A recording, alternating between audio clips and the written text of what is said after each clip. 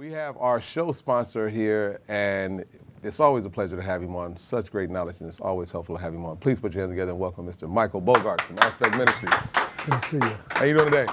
Doing great, Feather. How are you? I'll be okay for an old guy. Yeah, you talked about playing basketball yesterday, so the older you get, the harder it gets. Your body reminds you how to slow down. Yeah. It teaches you to rest. Yeah, it's fun while you're playing, but then the recovery kind of. I'm so glad this is a comfortable chair. That's yes, all I'll indeed. Say. Yes, we can indeed. switch places. I'll lay down over there. You just take the show.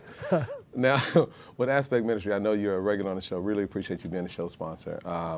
Give us a little bit of background of your history and Aspect Ministry. Well, about 4 years ago, I founded Aspect Ministries. It's a nonprofit, Christian nonprofit.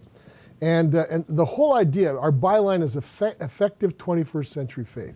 And what I've found is that the 21st century is not the 20th century. I mean, right. we are living in a time where people have, cell phones and iPads and internet, and it's a whole different way of living and thinking.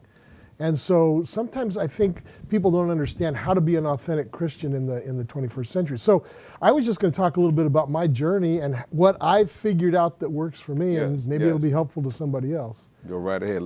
Well, I know when you mentioned as far as like the iPads and technology, I just watched a clip this morning before I got here about the differences and the false knowledge and true knowledge when you're walking in the Christian faith, because a lot of people think just because it's said on the internet that it's for fact, but in fact you have to do your own research, and just as well it could be useful, it can be harmful as well. But I know the walk is tough, so give us a little bit about you. Well, as I think we talked last week, I've taught in the community college and university system as an adjunct, which is a part-time professor for the last 25 years. And at first, I was pastoring a church when I started, so I knew how to do that and how to function in the Christian world. But it took me some years to figure out how to be a real Christian, an authentic Christian, in a place that wasn't really geared for that. In the university and college campuses, it's basically a neutral or supposedly neutral place. Right. So it took me a while to figure out how to sort of be a real Christian without being a hypocrite, but at the same time be able to communicate effectively to the audience that was not at all attuned to. They don't speak the language we speak. They don't use the terms we use. They don't see the world through the lens that we see it. Right. And so it took me a while to do that. And at least for me, I felt like the best thing I could do was to be an authentic Christian, be really who I was from the inside. Jesus has made a difference in my life. And if that's true, it's going to come naturally out of my mouth without being preachy or pushy. Exactly. So that's kind of my little mantra that I use, or my little template that I use, as to how to be an authentic Christian in a society that includes all sorts of points of view.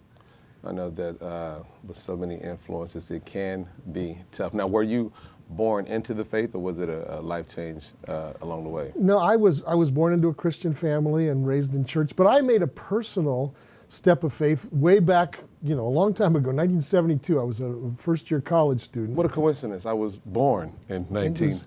So when you were a baby, I was involved in this thing called the Jesus movement, if you ever heard about that. Okay. Jesus freaks and all that sort of thing back in the 60s and 70s. I was kind of involved in that. And I came to a place in my young life when I was about 18, almost 19, where I said, either I'm going to be a Christian because I want to follow Jesus, or I'm not going to have anything to do with it. And so I just made the decision. I think the Bible is true. I think the Bible's God's word. I think Jesus is the Son of God, and so I'm going to follow him with the rest of my life. So yes, I was raised in a Christian family, but I also made a very fundamental decision personally to follow Jesus. That's exactly what it has to be. It has to be a personal relationship.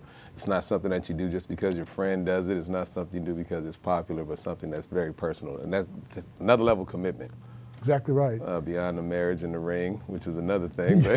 Yeah, that's something else you got to do because you want to do it. I know some people think they don't want to do it, but you still, and then let's hold another show. We'll talk about that. Yeah, that's another issue, yeah. Now, along the way, what do you have coming up that we could touch on before? We have you for 2 segments today, which we're honored to have you for 2 segments, and we're going to get off into the books as well. Is there anything that you have coming up where you'll be speaking at? What I do is I normally fill in at different churches, so I'll be filling in a couple churches in this next month or so.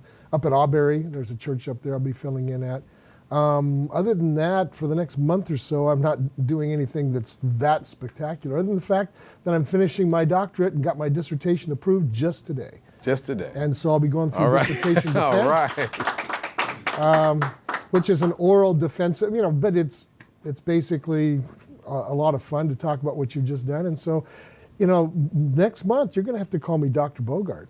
Dr. Bogart. I mean, it's like you really have to up that respect factor. It can't just be Michael anymore. Oh, no, I'm just kidding. Hey, we got Mike on the show. It's all right. He did all that studying for what? Yeah. No, but that's what's going on in my life. Now, amongst not just the Christian faith, there's so many other religions that you study. What other religions that you actually study? Well, as I think I mentioned last week, I've taught comparative religion for 25 years in different colleges and so forth. And so really all the major world religions, Hinduism, Buddhism, Taoism in China, Confucianism, Mormonism, Jehovah's Witness, excuse me, Judaism, Islam, all those over the years I've studied, and of course I've written books about some of them. Definitely. We will get off into some of those books shortly here.